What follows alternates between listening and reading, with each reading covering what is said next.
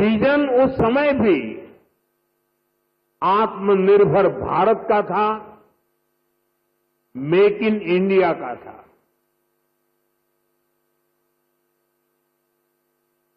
हमारे तब के प्रयास आज देश के संकल्पों को पूरा करने में इतनी बड़ी भूमिका निभा रहे हैं। साथियों, मैं इस अवसर पर स्वर्गीय ओसामू सुजीकी-सान को हृदय से याद करना चाहूंगा। हमारी सरकार को उन्हें पद्म विभूषण से सम्मानित करने का सौभाग्य मिला था। मुझे खुशी है उन्होंने मारुति सुजुकी इंडिया का जो विजन देखा था, वो आज हम इसके इतने बड़े विस्तार के गवाह बन रहे हैं। साथियों, भारत के पास डेमोक्रेसी की शक्ति है और भारत के पास डेमोग्राफी का एडवांटेज है। हमारे पास स्किल्ड वर्कफोर्स का बहुत बड़ा पूल है, इसलिए कि हमारे हर पार्टनर के लिए विन विन सिचुएशन बनाता है। आज आप देखिए, सुजुकी जापान भारत में मैन्युफैक्चरिंग कर रही है और जो गाड़ियां बन रही है वो वापस जापान को एक्सपोर्ट की जा रही है।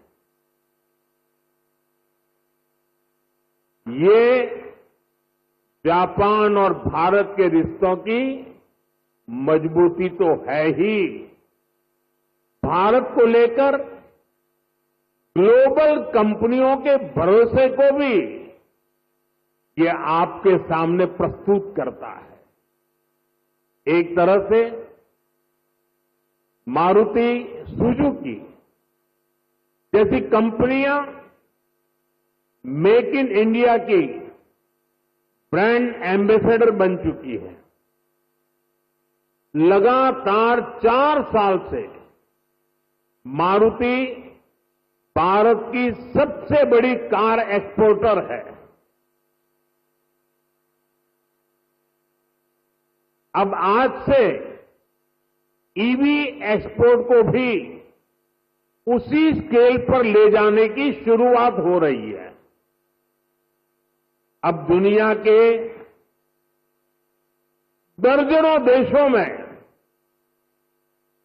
जो ईवी चलेगी उसमें लिखा होगा मेड इन इंडिया। गणेश उत्सव के इस उल्लास में आज भारत की मेक इन इंडिया इस यात्रा में एक नया अध्याय जुड़ रहा है। ये make in India, make for the world हमारे उस लक्ष्य की तरफ एक बड़ी छलांग है। आज से भारत में बने इलेक्ट्रिक व्हीकल्स 100 देशों को एक्सपोर्ट किए जाएंगे।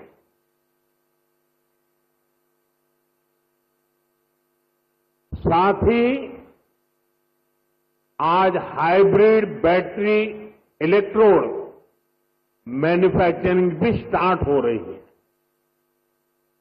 आज का ये दिन भारत और जापान की फ्रेंडशिप को भी नया आयाम दे रहा है।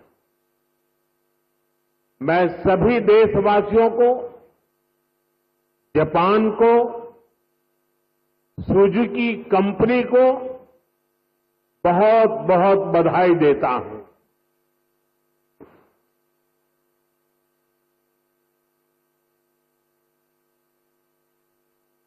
एक प्रकार से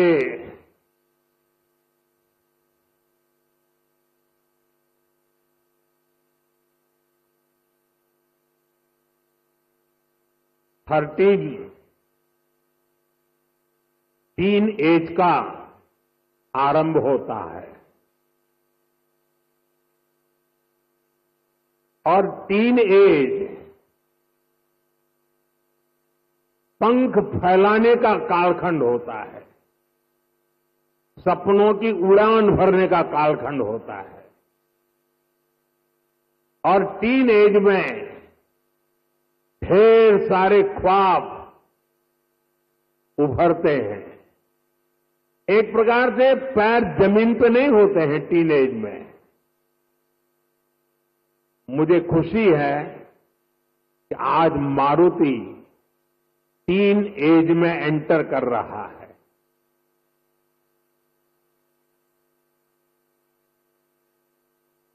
गुजरात का मारुति का टीन एज में प्रवेश यानी आने वाले दिनों में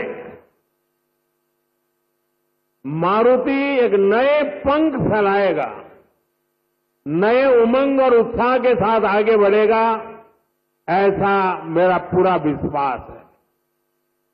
फ्रेंड्स, भारत की सक्सेस स्टोरी के बीज करीब करीब 13 साल पहले बोए गए थे। 2012 में जब मैं यहां का मुख्यमंत्री था, तब हमने मारुति सुजुकी को हंसलपुर में जमीन अलॉट की थी। हम सब जानते हैं ईवी इकोसिस्टम का सबसे क्रिटिकल पार्ट बैटरी है। कुछ साल पहले तक भारत में बैटरी पूरी तरह इंपोर्ट होती थी। ईवी मैन्युफैक्चरिंग को मजबूती देने के लिए ये जरूरी था भारत बैटरी का भी निर्माण करे। इसी विजन को लेकर 2017 में हमने यहां टीडीएसजी बैटरी प्लांट की नींव रखी थी। टीडीएसजी की ही नई पहल पर इस फैक्ट्री में 3 जापानी कंपनियां मिलकर भारत में पहली बार सेल मैन्युफैक्चर करेगी। भारत में बैटरी सेल के इलेक्ट्रोड भी लोकल लेवल पर तैयार होंगे।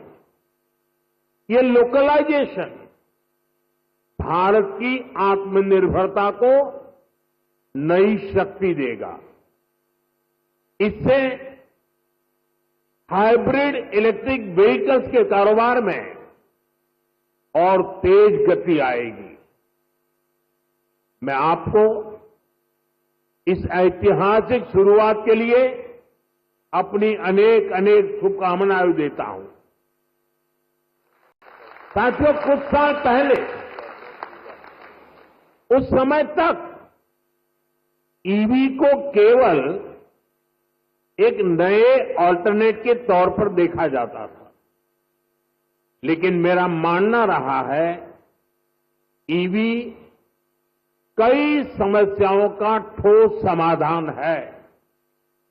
इसलिए पिछले साल मैंने अपनी सिंगापुर विजिट के दौरान कहा था, हम अपनी पुरानी गाड़ियों को, पुरानी एम्बुलेंसेस को हाइब्रिड ईवी में बदल सकते हैं। मारुति सुजुकी ने इस चुनौती को स्वीकार किया और केवल 6 महीने में एक वर्किंग प्रोटोटाइप तैयार कर दिया। अभी मैंने वो हाइब्रिड एम्बुलेंस का प्रोटोटाइप देखा भी है। ये hybrid ambulance PM E drive scheme में पूरी तरह फिट बैठती है। लगभग 11,000 करोड़ रुपए की इस योजना में ई एम्बुलेंस के लिए भी बजट निर्धारित किया गया है। हाइब्रिड ईवी से पॉल्यूशन भी घटेगा और पुराने व्हीकल्स को ट्रांसफॉर्म करने का विकल्प भी मिलेगा।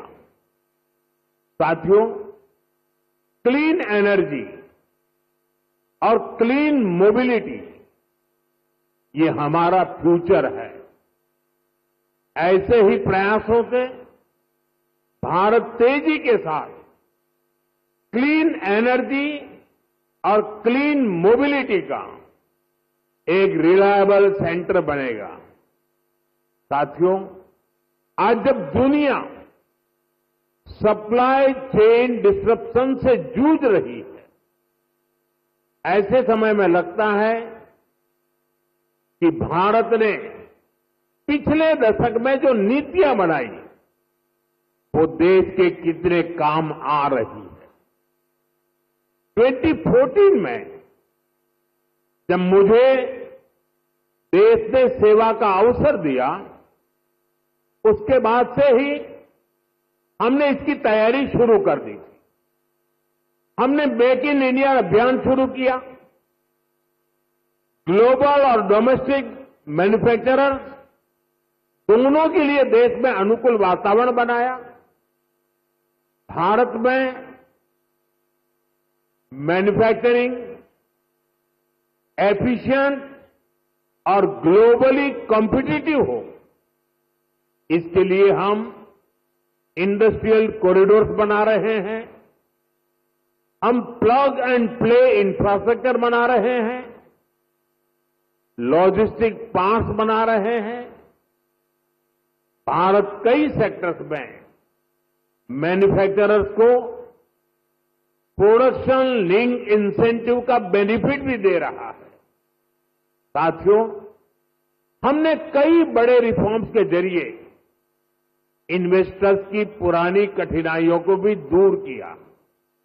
इससे इन्वेस्टर्स के लिए इंडियन मैन्युफैक्चरिंग में इन्वेस्ट करना आसान हुआ है। इसके परिणाम हमारे सामने हैं। इसी दशक में इलेक्ट्रॉनिक्स प्रोडक्शन लगभग 500% बढ़ा है। और इसलिए मैं सभी राज्यों को